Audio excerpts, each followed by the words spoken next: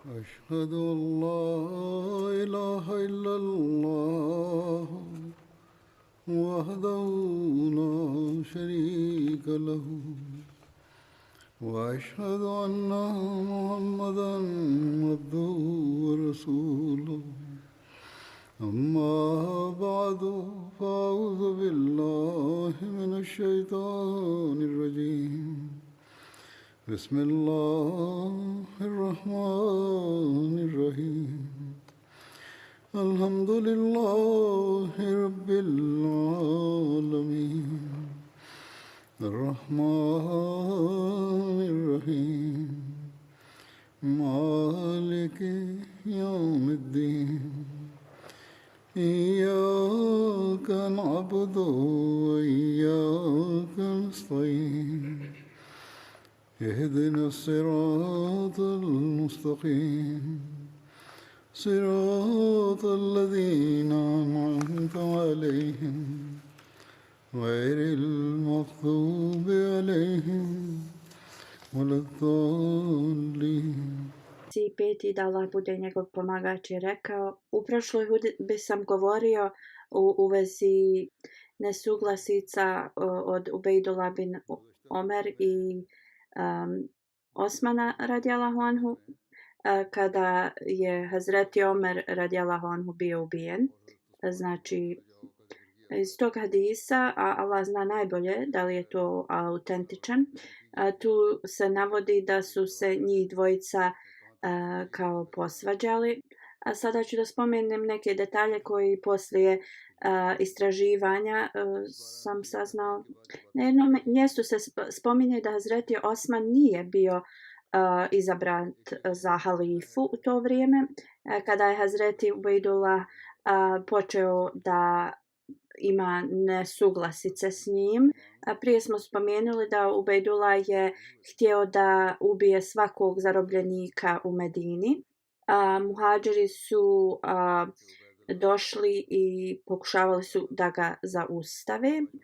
Tada je Ubejdullah rekao, tako mi Boga, pobiću i sve, to jeste te zarobljenike i robove. Znači nije slušao muhadžire. Amar bin Alas je nastavio da se ne svađa, ali ima kao argumente s njim, dok nije mu dao svoj mač. Onda je posle toga Sad bin Abi Waqas došao također da bi se da bi odgovorio njega od ovoga šta je planirao, ali oni su se posvađali. I kao što sam spomenuo također da se svađa desila i između Osmana radijallahu anhu i Ubejdullaha, ali spominje se da tad Hazreti Osman nije bio još izabran za halifu. Također nalazimo detalje da je Hazreti Ubejdullah bio pritvoren poslije ovoga. Kad su ljudi izabrali Hazreti Osmana radijallahu anhu za halifu, Hazreti Ubejdullah je bio doveden ispred Hazreti Osmana radijallahu anhu. Hazreti Osman se obratio skupu gdje su bili muhadžiri i ensarije i upitao ih je.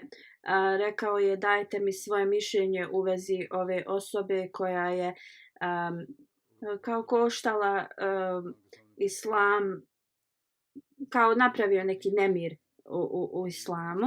Hazreti Ali bin Abu Talib je rekao, ide protiv pravde da ne bude odgovoran za svoja ta djela koja je radio, i moje mišljenje je da treba da bude ubijen. To jeste govorio u vezi Ubejdullah bin Omer.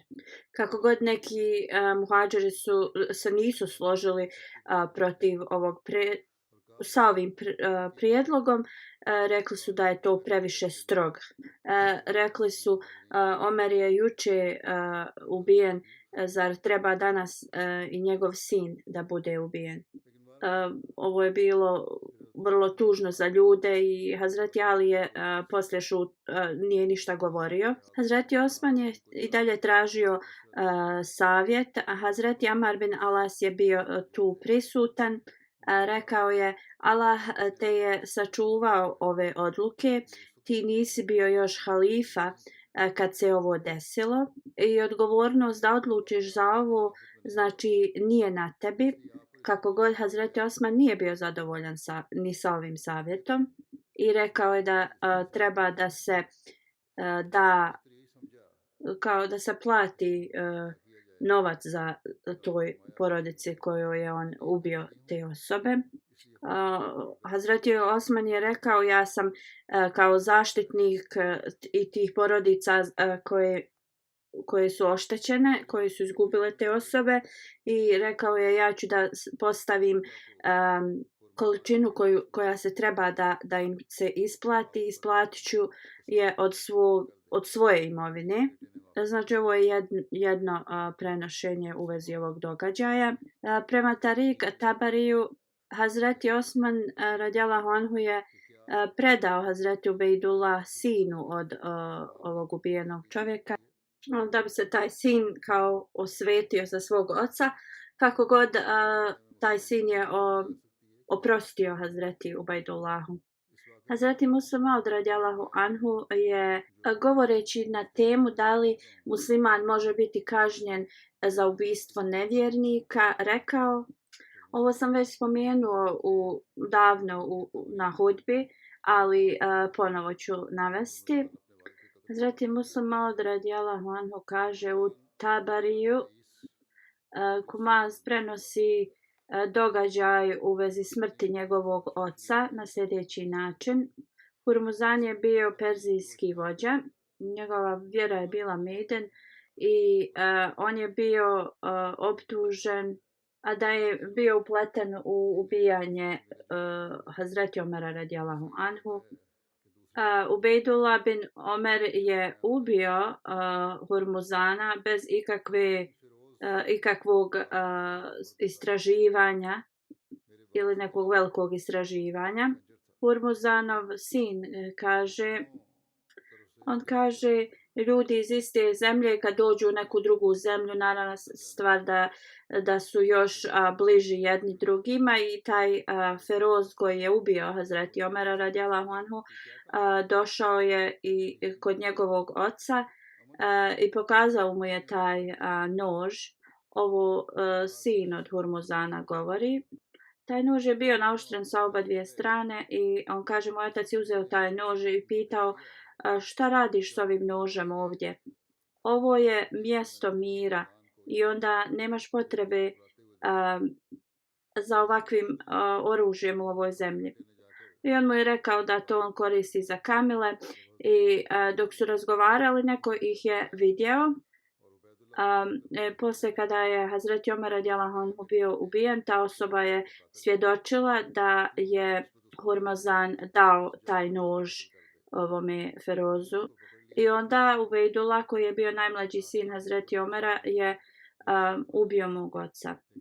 Kad je Hazreti Osman radijallahu anhu postao halifa, on me je pozvao i dao mi je Ubejdullaha. Hazreti Osman radijallahu anhu je rekao o moj sine, on je osoba koja je ubila tvog oca i onda ti imaš više prava nad njim nego ja. On kaže ja sam ga uzeo i krenuli smo izvan grada i na tom putu kogod bi me vidio krenulo bi za mnom. I onda sam se obratio svim muslimanima tu i upitao sam ih da li ja imam pravo da ga ubijem. Svi su odgovorili da imam pravo. I onda su kao govorili Ubejdullahu da je on uradio lošu stvar. Onda sam ih upitao da li oni imaju pravo da ga oslobode od mene. Oni su rekli ne. I onda su opet počeli da govore njemu da je on ubio mog oca bez ikakvog kao istraživanja ili dokaza. I ja sam ga onda ostavio radi Allaha.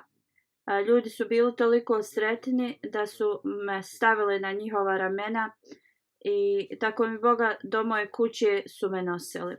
Ovo nam pokazuje da muslimani su davali smrtnu kaznu i muslimanima koji bi ubili nemuslimana na primjer na nedozvoljen način. Također ovo dokazuje da ubica samo može biti kažnjen od strane vlade, zato što ovdje vidimo da Ubejdullah bin Omer je predan od strane Osmana radijallahu anhu ovoj osobi da izvrši kaznu. Hazreti Muslim malo dalje govori. Ovdje također možemo da vidimo da li osoba treba da bude data onima kojima je nepravda učinjena ili to vlada treba da izvrši tu kaznu. Ovo je prema potrebama vremena, nije kao jedan, na primjer, način, može da se promijeni. Zemlja može da, na primjer, ili država može da primijeni zakon koji je god najbolji za njih. Posle objašnjenja u vezi ovih detalja još ću navesti nekoliko detalja u vezi Hazreti Omera radijallahu anhu. Hazreti Omerova pobožnost i skrušenost u vrijeme kada je bio ranjen je bila, njegov sin prenosi da mu je naredio da bude vrlo skroman kada bude naručivao odjeću za one čefine za njega.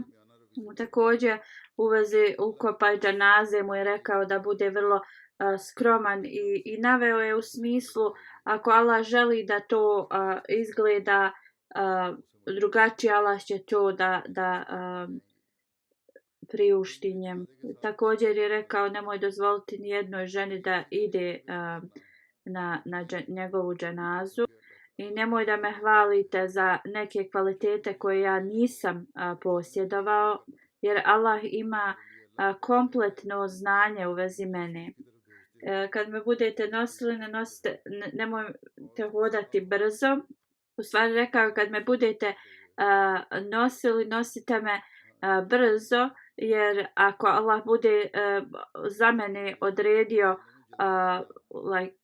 dobrotu i sve što je dobro, da što prije stigne do toga. Ako Allah bude kao njega odredio da je on zla osoba ili nešto, onda ćete se što prije riješiti zla.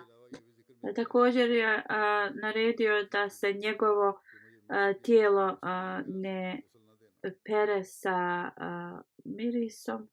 Hazreti Osman radijallahu anhu prenosi da je otišao kod Hazreti Omera i da je tad Hazreti Omer kao odmarao svoju glavu na koljenu svog sina, Hazreti Abdullaha bin Omera. Hazreti Omer radijallahu anhu je rekao svom sinu Abdullahu, spusti moju glavu na zemlju. On je rekao, moja noga i zemlja su skoro iste visine. Hazreti Omer radijallahu anhu je onda ovo ponovio nekoliko puta i na kraju rekao, molim te, spusti mi moju glavu na zemlju. Onda prenosioc kaže da je Hazreti Omer spojio svoje noge i rekao, ja i moja majka ćemo biti uništeni ako nam Allah ne podari njegov oprost. I onda je Hazreti Omer radijallahu anhu preminuo. Hazreti Simak Hanefi prenosi da je čuo Ibn Abasa kako govori, da je neko rekao Allah je uspostavio mnoge gradove i mnoge pobjede su se desile kao u njegovo vrijeme i nabrojao je sve uspjehe koji su se desili. Hazreti Omer radijallahu anhu je rekao ja želim da postignem spas. Drugim riječima, on uopšte nije se nešto kao hvalio ili bio ponosan na taj uspjeh na ovom svijetu. Umjesto toga njegova strah prema dragom Allahu je bio iznad svega. I jedino se brinuo o ahiretu. Zaid bin Aslam prenosi od njegovog oca, kada se je približila smrt Hazreti Omera radijallahu anhu, rekao je, vi imate neke prigovore u vezi mog kao liderstva, tako mi Boga ja tražim spas na način da ne dobijem nikakvu kaznu, ali ne moram biti ni nagrađen. Hazreti Muslim Maud radijallahu anhu govori u vezi ovoga. Hazreti Omer je bio neko koji cijeli život se brinuo za islam, uvijek se žrtvovao na najveći način. Žrtvovanja nisu bila ista kao od Hazreti Ebu Bekra radijallahu anhu, ali njegov nijet je bio isti. Kad je Hazreti Ebu Bekr radijallahu anhu preminuo, Hazreti Omer radijallahu anhu je počeo da plače i rekao je da Allah dželešanuhu podari svoje blagoslove na Ebu Bekra. Pokušao sam mnogo puta da ga nadmašim, ali sam uvijek bio neuspješan. Jednom je časni poslanik sallallahu alejhi ve sellem tražio od ljudi da donesu svoje bogatstvo. Ja sam donio pola svoje imovine i mislio sam da ću zasigurno nadmašiti Ebu Bekra radijallahu anhu, govori Hazreti Omer radijallahu anhu. Kako god, Hazreti Ebu Bekr je već bio tu. Časni poslanik sallallahu alejhi ve sellem je upitao Ebu Bekra radijallahu anhu, jer je znao da je on donio sve što je imao i da ništa neće ostaviti kod kuće. Pa ga je upitao, šta si ostavio u kućanima, o Ebu Bekre? On je odgovorio, ostavio sam Allahovo ime i njegovog poslanika sallallahu alejhi ve sellem. Hazreti Omer radijallahu anhu je zaplakao i rekao, ni tad nisam ga mogao nadmašiti. Hazreti Muslim Maud radijallahu anhu dalje kaže, ovakvo je bilo žrtvovanje Hazreti Ebu Bekra radijallahu anhu.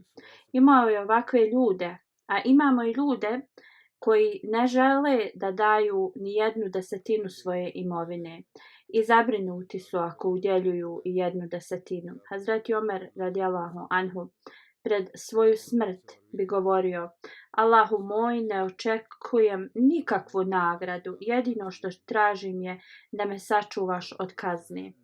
Onda detalji i u vezi Hazreti Omerovog ukopa i dženaze.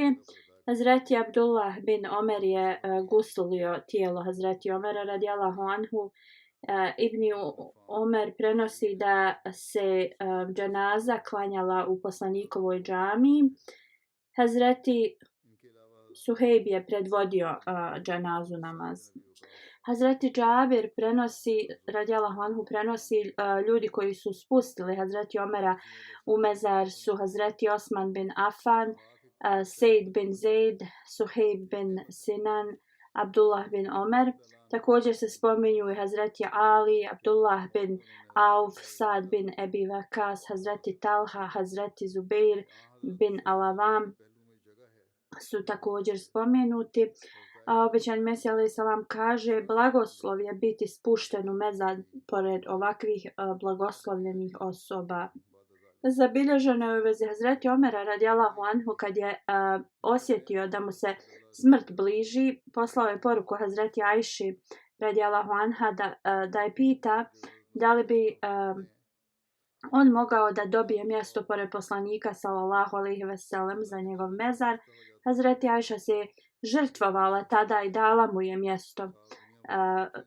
Hazreti Omer je rekao, nemam nikakvih briga jer ću biti ukopan pored časnog poslanika sallallahu alejhi ve sellem. Na drugom mjestu obećani Mesija alejhi selam je rekao, osoba koja se preda uzvišenom Allahu dželešanuhu i da se cijeli svijet protiv te osobe okrene, ništa joj ne može biti. Oni ljudi koji žele iskrenu vezu sa Allahom nikada nisu na gubitku. Allah je najveći. Allah zna kolika je bila iskrenost Hazreti Ebu Bekra i Omera radijallahu anhu. Obećani Mesija alejhi selam kaže da je i Isa ili Musa alejhi selam u to vrijeme bili živi, oni bi, dvojica bi poželjeli da budu njihovi mezari pored poslanika i Ebu Bekra radijallahu anhu, sallallahu alejhi ve sellem poslanika. Kako god ovaj stepen se ne postiže samo zato što nečije srce žudi za tim, Običan Mesija govori ovo, samo gospodar može da podari svojim iskrenim slugama. Hazreti Musleh Maud radijallahu anhu je jednom rekao da kad se smrt približila Hazreti Omeru radijallahu anhu, poslao je do Hazreti Ajše radijallahu anha da pita da li ona daje dozvolu da on bude ukopan pored poslanika sallallahu alejhi ve sellem. Hazreti Musleh Maud radijallahu anhu kaže: zapamtite, ovo je Omer radijallahu anhu o kojem i zapadni historičari pišu da je postigao što niko na ovom svijetu nije postigao. Oni koriste loše riječi protiv poslanika sallallahu alejhi ve sellem, ali veličaju i hvale Omera radijallahu anhu.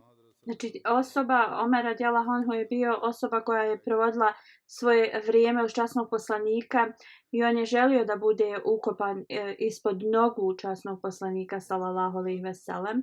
Da ovo nije bila njegova istinita želja sa svim ovim uspjesima koje je on postigao u toku poslije smrti časnog poslanika sallallahu alejhi ve sellem, zar se on ne bi promijenio? Ne, on je i dalje žudio da bude ukopan ispod poslanikovi sallallahu alejhi ve sellem nogu.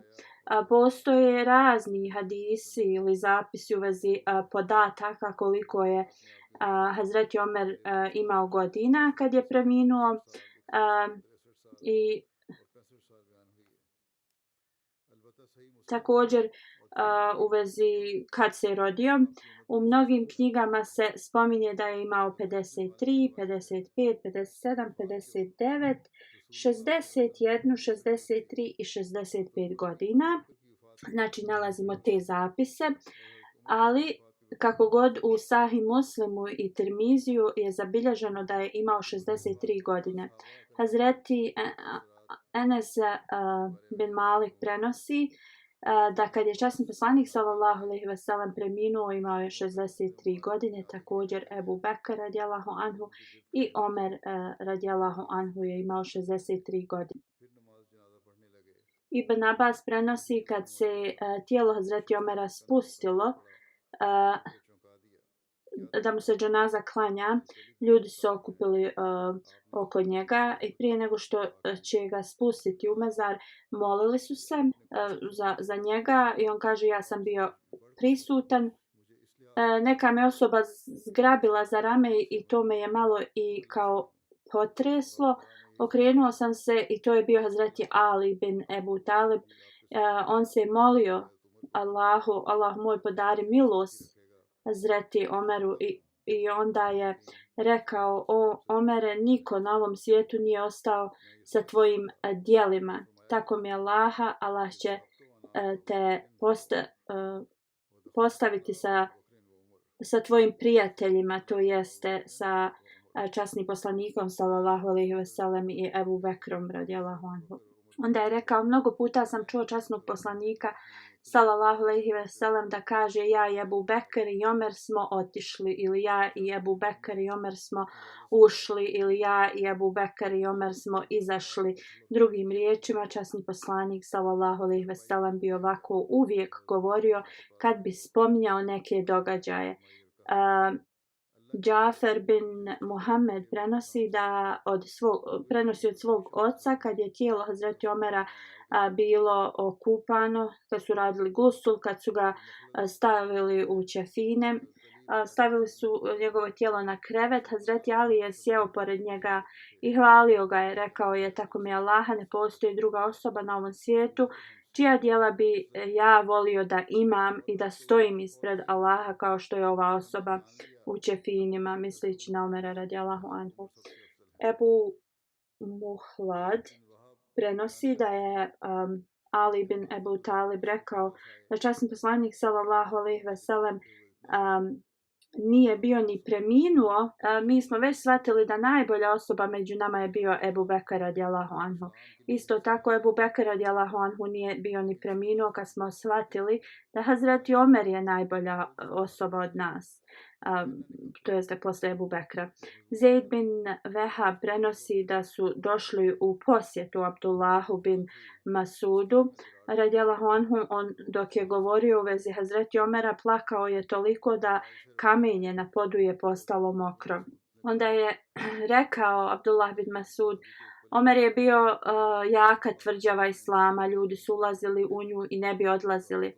Kad je preminuo, pukotine su se počele da pojavljuju u ovoj tvrđavi i ljudi su počeli da je napuštaju, to jeste počeli napuštati Islam.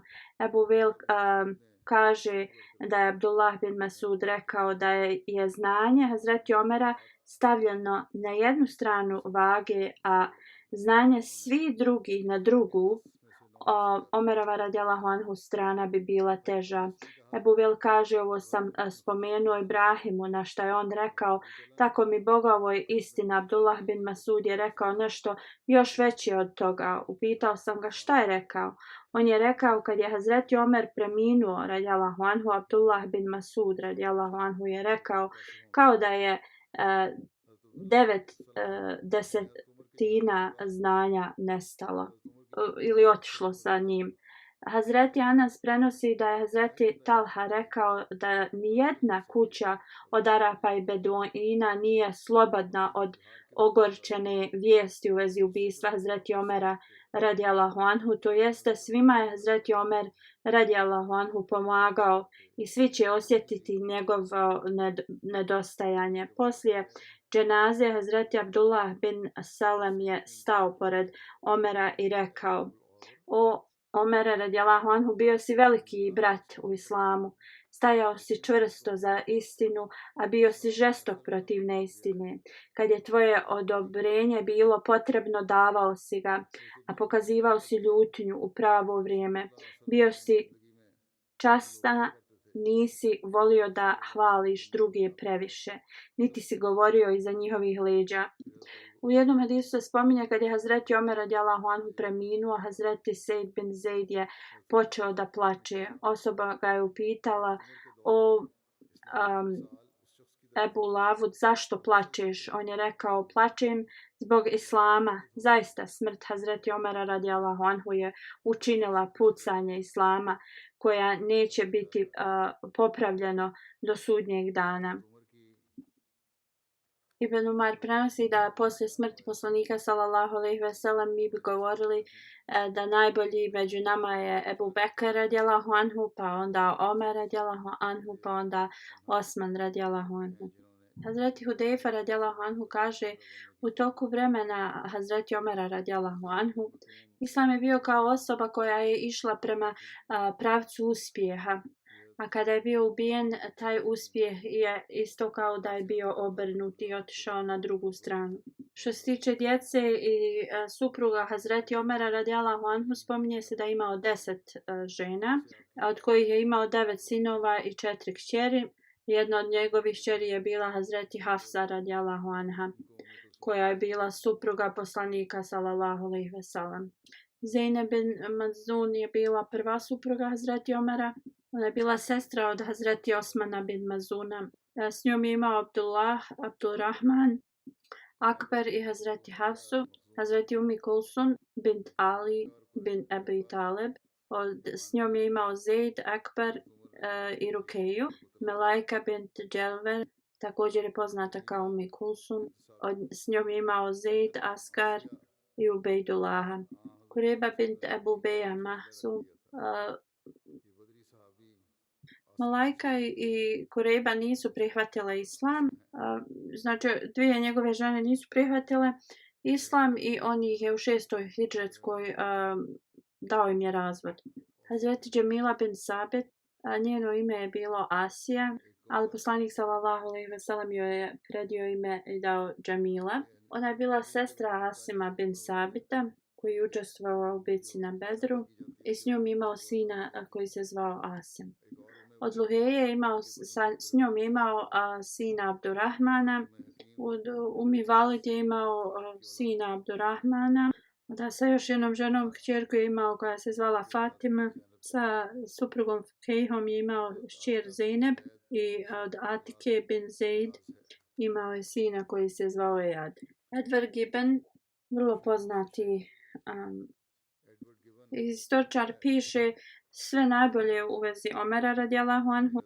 On kaže jednostavan život Hazreti Omera radijallahu anhu je bio kao i od Ebu Bekra. On je jeo hljeb, gešlo i hurme, pio je vodu, govorio bi o islamu u odjeći koja je ili bila kao zakrpljena ili je bila poderana. On kaže nalazili su ga također da sjedi sa vrlo siromašnim ili spava pored njih. Njihov budžet je povećao se u toku njegovog hilafeta i to je pomoglo da Omer radijallahu anhu postigne i uspostavi mnoge uspjehe. Nije se brinuo za sebe. Poslanikovom amidži Abbasu njemu je dao 25.000 dirhama kao tu mjesečnu naplatu, znači u srebru. 5.000 su svi vojnici dobivali, ovi koji su učestvovali na Bedru, a ostali su dobivali 3.000. Michael H. Hart napisao je knjigu 100 najistaknutijih osoba u svijetu kroz historiju. On je stavio poslanika sallallahu alejhi ve sellem kao broj 1, a spomenuo je Hazreti Omera radijallahu anhu na 52. mjestu. On piše da Omer bin Hatab je bio drugi halifa islama i najvjerovatnije kao najveći halifa. On kaže bio je mlađi od Muhameda, također je rođen u Mekki. Ne zna se u kojoj godini, ali kao vjerovatno 586. Dalje spominje da je Omer bio jedan od najvećih neprijatelja islama i njihovog poslanika. Poslije Omer je prešao na islam, prihvatio islam i postao je jedan od najvećih ili najpobožnijih sljedbenika.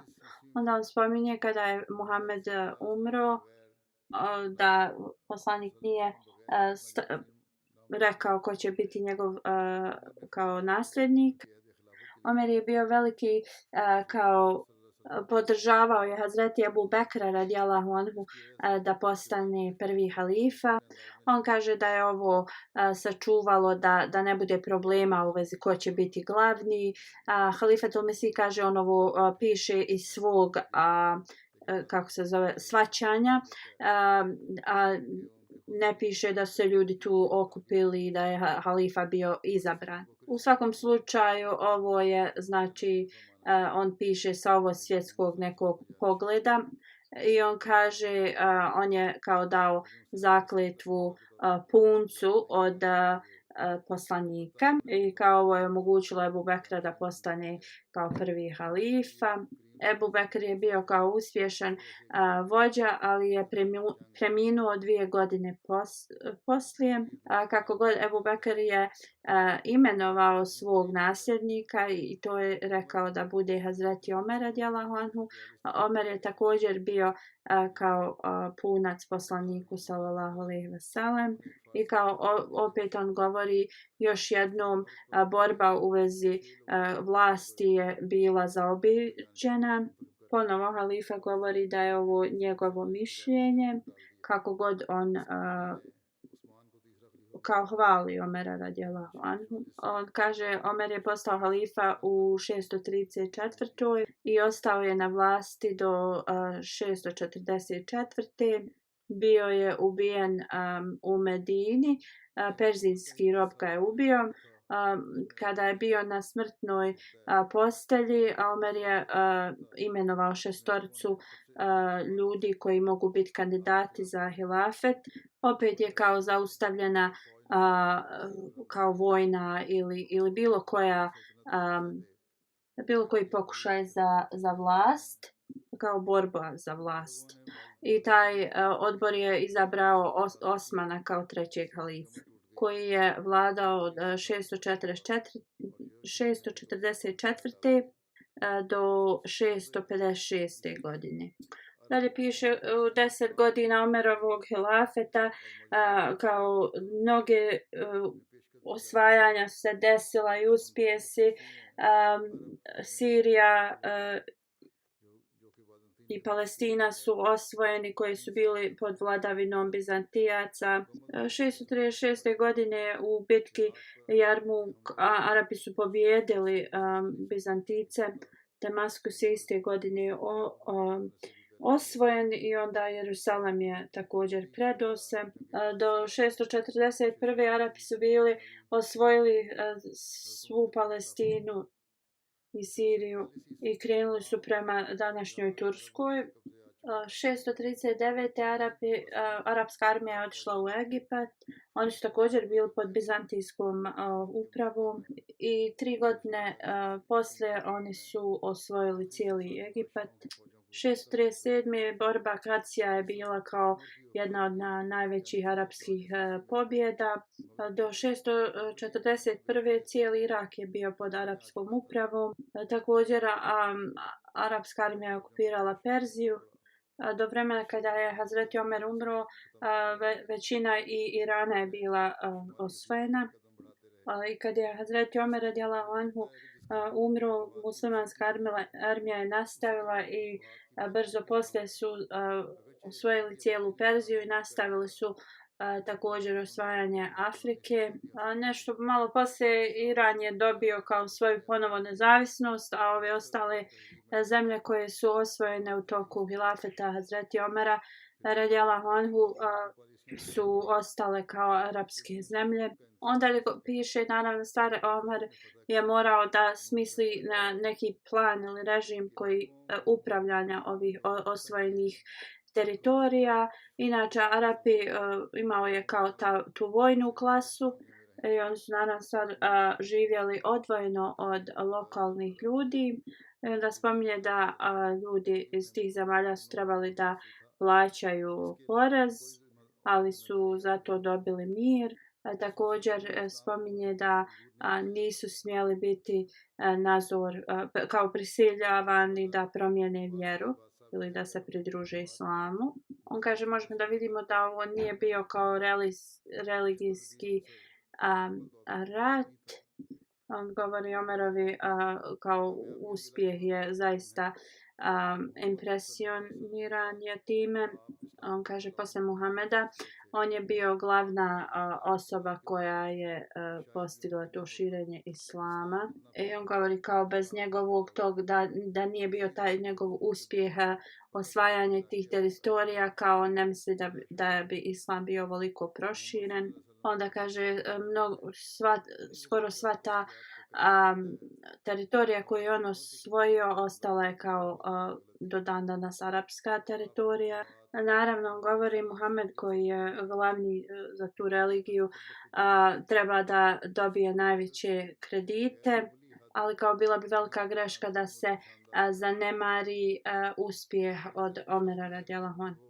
On također govori, možda je nekima kao čudo da Omer koji je nepoznata osoba mnogima je na većem mjestu u ovom njegovoj knjizi nego kao neki Cezar ili neki drugi lideri svijeta. On kaže, ali ako usporedimo i teritoriju i kao period koliko su trajale ta vladavina muslimana, tu jednostavno se ne može usporediti. Profesor također Kehiti piše u svojoj knjizi, on opisuje Hazreti Omera da je bio skroman, jak čovjek sa velikim kao ozbiljnim ponašanjem, da je bio vrlo skroman, da mnogi muslimanski pisci su toliko inspirisani njegovom pobožnošću. Jednostavno on je bio taj sklop svih tih dobrih karakteristika koje jedan halifa treba da posjeduje.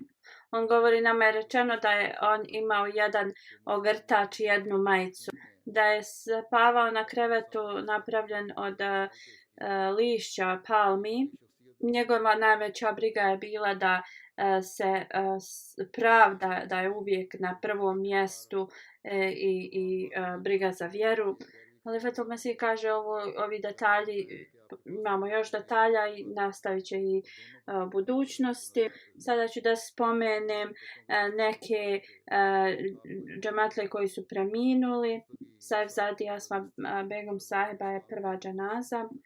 Supruga Mirze Mubashir sahiba, on je bio sin od Mirza Bešir Ahmed Saib. Ona je preminula u 92. godini. Inna lillahi wa inna ilaihi rađiun. Bila je unuka obećanog Mesija alejhi salama, najmlađa. Ona je bila Musi. Iza sebe ostavlja sina i četiri kćerke. Njen sin Tarik Akbar kaže: moja majka je uvijek ostala predana zajednici, vjeri, hilafetu. Uvijek je davala čendu, plaćala je za svoje umrle također, pomagala je tajno mnogim siromašnima i govorila je: oni koji rade za džemat su kao moja braća i sestre i ja imam obavezu da se brinem za njima. Uvijek je održavala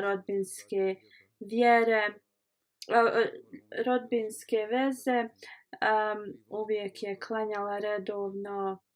Njena snaha kaže: kada smo pravili našu kuću u Americi, majka je rekla da trebamo prije nego što kupimo namještaj da klanjamo na file u svakoj sobi u kući. Kaže, kad je moja majka preminula, ona mi je rekla: nikada nemoj sebe smatrati bez majke, jer kao ja sam kao tvoja majka. Ona kaže, zaista ona imala takvo ponašanje da je meni uvijek pokazivala više ljubavi nego prema svojim kćerkama. Uvijek je savjetovala da vezu s hilafetom ne prekidamo. Halifatul Mesih kaže da su i oni rodbinski vezani i da su je oni zvali Dadi. I Halifatul Mesih je objasnio kako i s majkine i s očeve strane dođu kao rodbina. U stvari ovo je njena snaha rekla da su bili kao rodbinski također povezani. On kaže da je stvarno nije samo reći da je imala vezu sa hilafetom ispravnu i jednostavno veliku, da je to samo su riječi. Ona je zaista imala to, da je udjeljivala mnogo i da je mnogo plaćala za vakfe džedid, ne samo za sebe, već i za neke radnike džamata i ljude koji su u Kadijanu. Njena kćerka Šahida kaže: majka je kao ukrenula nam pažnju Allah dželešanu od malih nogu i rekla je: ma da vam treba jedna pertla za cipele, to tražite od Allaha. Rekla nam je da redovno klanjamo i da imamo vezu sa hilafetom. Ona je rekla, kada je bio izbor za novog halifu, rekla nam je: kogod da postane halifa, vi sa punim srcem ga morate biti poslušni. Također nam je uvijek govorila da mi postanemo ta grana, plodna grana zajednice obećanog Mesija alejhi selam. Radije da postanemo nego da postanemo, ne daj Bože, suha grana koja će pomoći drugima da odu da se odalje od vjere.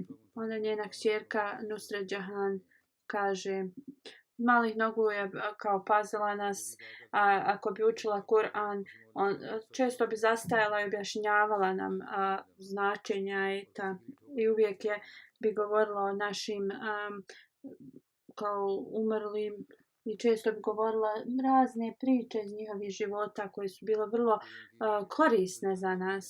Sada Sahiba Ležna iz Lahora piše, kaže da je bila vrlo darljiva žena. Kad bi god se skupljale neke donacije ili bilo šta, ona bi uvijek učestvovala, ali baš sa velikim iznosom. Verbalno bi davala znači kao saglasnost da će da udjeljuje, također bi to zapisivala na papir. Ona bi uvijek govorila da nikome se ne govori u vezi njenog udjeljivanja i također je živjela vrlo jednostavnim životom. Neki su im misli da je ona i škrta, ali iako je ona što se tiče nje živjela vrlo jednostavno i skromno, davala je mnogo drugima.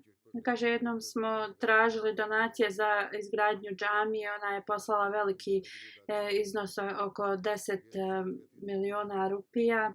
Njena unuka kaže, od malih nogu nam je uvijek govorila o dobrim djelima i upućivala nas je da klanjamo, da bi imali svijetlu budućnost.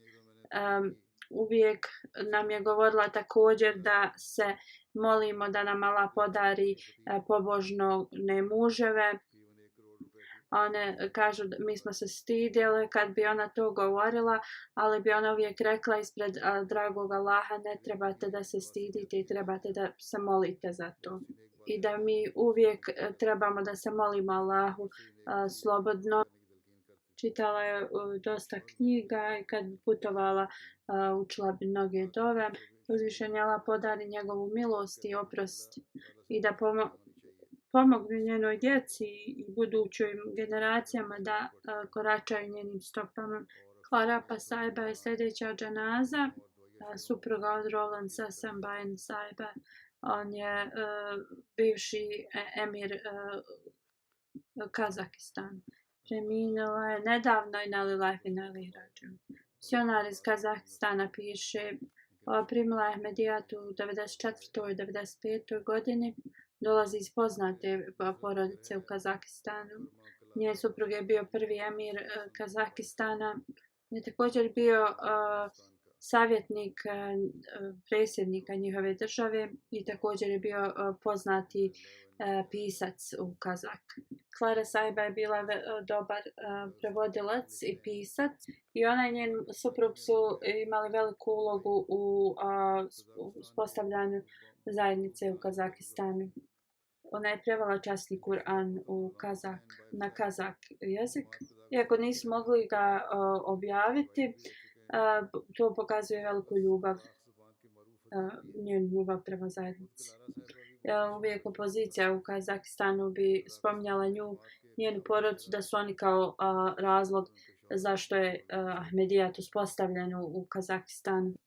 Njena kćerka kaže da je ona imala mnogo talenata i da je bila vrlo dobar prevodilac.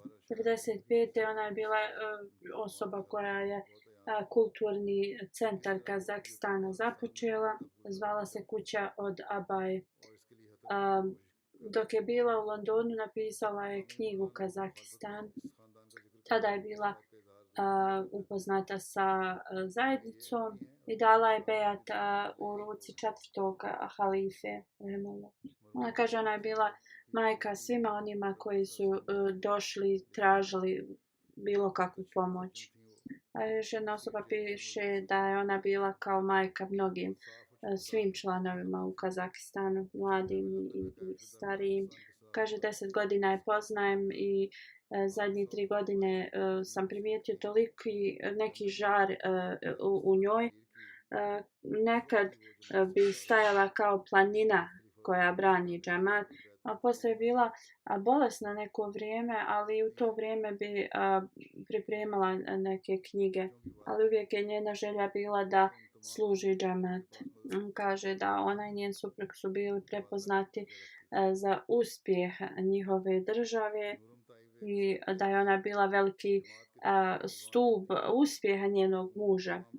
On kaže, nije samo da je ona bila jedna aktivna leđna predsjednica, nego je bila i kao mentor prvog emira u Kazahstanu. Kaže, od 96. do 99. pa i poslije, sjećam se kako je uvijek organizirala leđna čas u misionarskoj kući i onda bi se pobrinula da leđna bude prisutna i oni su tako mogle da pitaju misionara za razna pitanja. On kaže, niko nije prevodio bolje od Clara Saibe džematsku literaturu. Klara Saiba je bila jedna od najboljih Ahmedi muslimana. Tu bila je velika potpora omladini. Nikada nije izgubila svoj sabor, da uzvišeni Allah podari milost i oprost njoj i da uzvišeni Allah omogući sve njene napore da se Ahmedijat u Kazahistanu proširi i bude uspješan. Sljedeći u dženazu je komandant Abdul Rashid Saheb, preminuo je prošlog mjeseca. Inna lillahi wa inna ilaihi rađiun. On je bio Musi, njegov sin Faruk kaže, otac mu se zvao Babu Šejh Abdullah Latif. Njegov otac je uzeo bejat u ruci Hazreti Muslima Mauda dok je bio još vrlo mlad. On je bio jedino dijete Rashid Saheb njegovim roditeljima. Njegov otac je bio oženjen i kad je prihvatio Ahmedijat, njegova žena ga je napustila i sa sobom je odvela 2 kćerke. Onda se je ponovo oženio i dobio Rashid Saheb. On je bio vrlo poslušan svojim roditeljima i uvijek ih je služio. Studirao je u Kadijanu dok nije se Indija i Kadijan razdvojili i onda se prebacio u Lahore i onda su otišli u Rabu sa svojim roditeljima. 1954. godine je postao kao u armiji i uvijek je se selio s armijom, ali nikada nije krio da je Ahmedi. Bio je poslan u Libiju, iako u njegovim papirima je pisalo Kadijani, to je da je on Ahmedi, i da nije imao pravo da ide izvan zemlje. Njegovi glavni na tom poslu su rekli da oni nemaju oficira kao što je on. I onda su ga poslali. On kaže, moj otac je otišao jednom u Libiju i kad je došao tamo vidio je na arapskom da su neke knjige ili ove brošure isprintane u opoziciji prema džamatu. On je pitao toga ambasadora zašto se nalazi ta literatura. Ambasador je rekao, ništa se ne brini, to je sasvim kao bez veze literatura. Vlada Zia Haka iz Pakistana je kao spremila to, isprintala i poslala svim ovim zemljama. On kaže, kada je Hazur bio u Španiji 1982. godine, postavio ga je za emira Libije. Napisao mu je pismo svojom rukom. Tako on je postao prvi emir Libije. Osim namaza koji su dužnost svakog vjernika, bio je redovan učenju Kur'ana, davanju sadake. Prije njegove smrti on je se pobrinuo da isplati sve svoje džematske dugove. Donirao je za Tahrike Džadid i Vakfe Džadid za sebe u svoje ime, a također i ime svojih umrlih. On kaže kada je bio mali, nekada su posjetili halifu. Halifa je ležao na nekom vrlo tankom krevetu i kad je ustao, sve su mu se oslikale kao na njegovom tijelu od tih datski kao oslikalo se na tijelo i on kaže to je toliko ga postaklo zato što halife žive tako skromno da ima uvijek veliku vezu i ljubav i poslušnost prema hilafetu. 1994. se je penzionisao iz armije i otišao je da živi u Rabva, i tu je isto služio u džamatu, brinuo se za siromašne. On kaže, njegov sin kaže, zadnji savjet koji mi je dao jeste da se brinem za siromašne. da uzvišeni Allah mu podari milost i oprost i pomogne njegovoj djeci da nastavi da rade dobra djela. Sljedeća dženaza je od Zubejda Begum Sahiba, ona je supruga Karim Ahmed Naim Sahib, oni su iz Amerike. Preminula je prošlog mjeseca i na Allahi wa inna ilaihi rađiun. Njen svekar je bio dr. Hašmetullah Ahmed Sahib. Bila je vrlo predana hilafetu, vrlo pobožna osoba. Hvala Allahu, bila je musi. Iza sebe ostavlja 3 sina, 2 kćerke. Jedan sin je Nunan Ahmed Sahib, on je glavni za Humanity First u Americi. Ona je također bila punica dr. Abdul Salam Šehida. Njena kćerka koja je bila udata za ovog doktora koji je postao šehid piše: moja majka je pokazivala ljubav prema svima, za sviju se molila, davala bi im savjete i uvijek se brinula za siromašne. Bila je vrlo dobra prema rodbini, bila je redovna da klanja tahadžud od mladosti. Svoj život je potrošila vjerujući dragom Allahu u vezi svega. Od malih nogu petkom smo je uvijek viđali kako se mnogo moli. Uvijek se brinula da na vrijeme udjeljuje, da uzvišeni Allah se smiluje i oprosti joj i pomogne njenoj djeci da rade i nastave njena dobra djela. Sljedeća dženaza je od Hafiz Ahmed Guman Saheb. Nedavno je preminuo. Inna lillahi wa inna ilaihi rađiun. On je volio da čita mnogo prevod i komentar časnog Kur'ana. Volio je da čita literaturu obećanog Mesija alejhi salama. Imao je čast da služi džemat u Rabbi. Bio je vrlo punktualan, uvijek je bio na vrijeme, uvijek je bio gostoprimljiv, vrlo radio je uvijek sve svoje poslove na najbolji način. On je uvijek bio radio bi zikri Allahi, ali također bi služio Allahova stvorenja. On bi se, znači, on bi prošao kroz težak period da bi drugima olakšao. Bio je musi, hvala dragom Allahu. Iza sebe ostavlja suprugu, 3 sina i 3 kćerke. Njegov zet Kašif Amir Bajwa Sahib služi ovdje. On je misionar u PA uredu u Londonu. Njegova kćerka Amtul Kolus kaže: skromnost je bila kao velika njegova osobina. On je vrlo skromno se nosio, njegova kuća je bila vrlo skromna, njegova hrana je bila jednostavna i uvijek bi odbacivao arogantnost. Uvijek je bio zabrinut da pomaže siromašnim.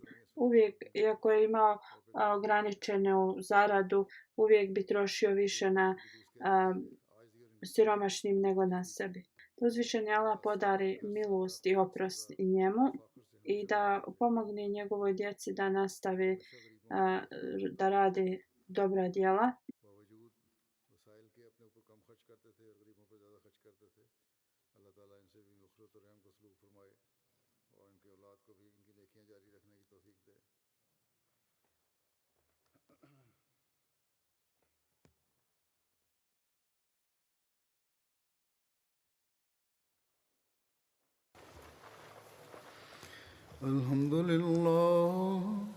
الحمد لله نحمده ونستعينه ونستغفره ونؤمن به ونتوكل عليه ونعوذ بالله من شرور أنفسنا ومن سيئات أعمالنا من يهده الله فلا مضل له ومن يضلل فلا هادي له ونشهد أن لا إله إلا الله ونشهد أن محمدا عبده ورسوله عباد الله رحمكم الله إن الله يأمر بالعدل والإحسان وإيتاء ذي القربى وينهى